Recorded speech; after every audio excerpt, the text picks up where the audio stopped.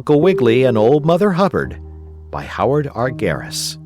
Chapter 23, Uncle Wiggily and Bob Black Sheep. "My goodness, but it's cold today!" exclaimed Uncle Wiggily Longears, the nice rabbit gentleman, as he came down to breakfast in his hollow stump bungalow one morning. "It is very cold."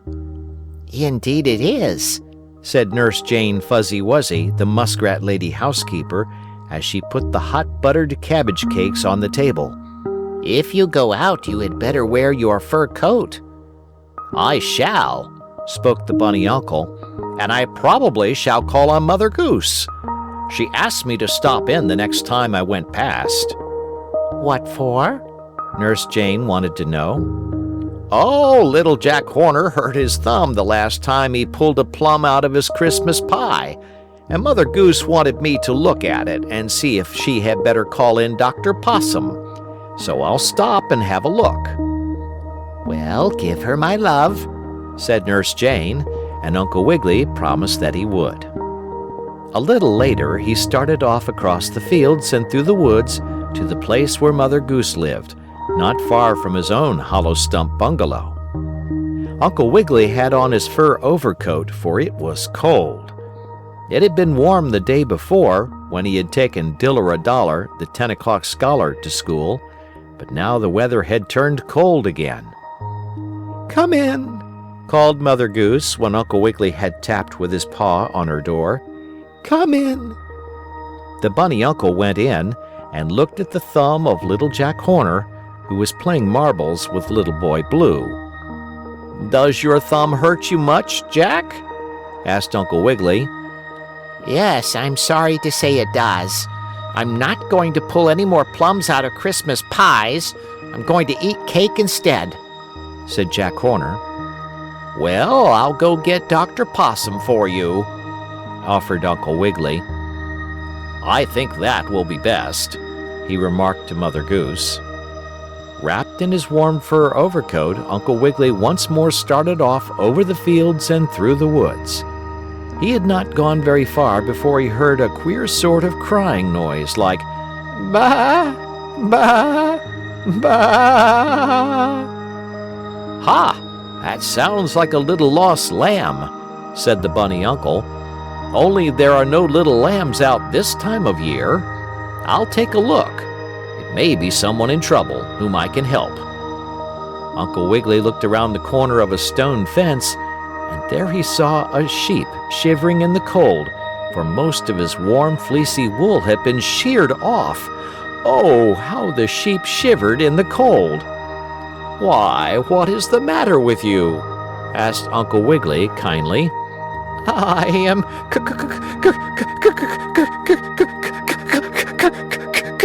cold," said the sheep shiveringly. "What makes you cold?" the bunny uncle wanted to know. "Because they cut off so much of my wool. You know how it is with me, for I am in the Mother Goose book. Listen. Black sheep, have you any wool?" Yes, sir. Yes, sir. 3 bags full.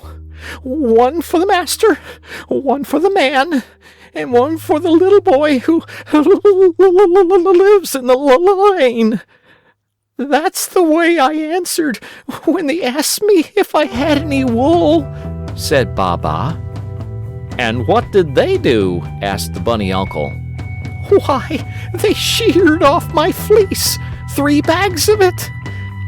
I didn't mind them taking the first bag full, for I had plenty, and it was so warm I thought spring was coming. And it doesn't hurt to cut off my fleecy wool any more than it hurts to cut a boy's hair. And after they took the first bag full of wool for the master, they took a second bag for the man. I didn't mind that either, but when they took the third..." "Then they really did take 3? asked Uncle Wiggily in surprise. "Oh, yes, to be sure. Why, it's that way in the book of Mother Goose, you know. And they had to do just as the book says. I suppose so, agreed Uncle Wiggily, sadly like. Well, after they took the third bag of wool off my back, the weather grew colder, and I began to shiver. Oh, how cold I was, and how I shivered and shook. Of course, if the master and the man and the little boy who lives in the lane had known I was going to shiver so, they would not have taken that last bag of wool. Especially the little boy. He is very kind to me. But now it is done, and it will be a long while before my wool grows out again. And as long as it's cold weather, I will shiver, I suppose, said Baa, the black sheep. No, you shall not shiver, cried Uncle Wiggily. Well, how can you stop me? Asked the black sheep. By wrapping my old fur coat around you, said the rabbit gentleman. I have 2 fur overcoats, a new one and an old one. I am wearing the new one. The old one is at my hollow stump bungalow. You go there and tell Nurse Jane Fuzzy Wuzzy to give it to you. Tell her I said so. Or you can go there and wait for me, as I am going to get Dr. Possum to fix the thumb of little Jack Horner, who sat in a corner eating a Christmas pie. You are very kind, said Baa. I'll go to your bungalow and wait there for you. So he did, shaking and shivering all the way, but he soon became warm when he sat by Nurse Jane's fire.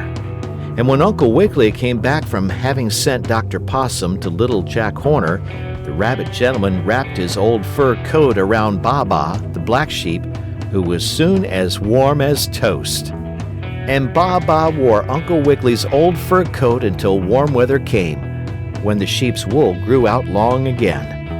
So everything was all right, you see. And now, having learned the lesson that if you cut your hair too short, you may have to wear a fur cap to stop yourself from getting cold, we will wait for the next story, which, if the pencil box doesn't jump into the inkwell and get a pail of glue to make the lollipop stick fast to the roller skates, will be about Uncle Wiggily and Polly Flinders. End of chapter 23.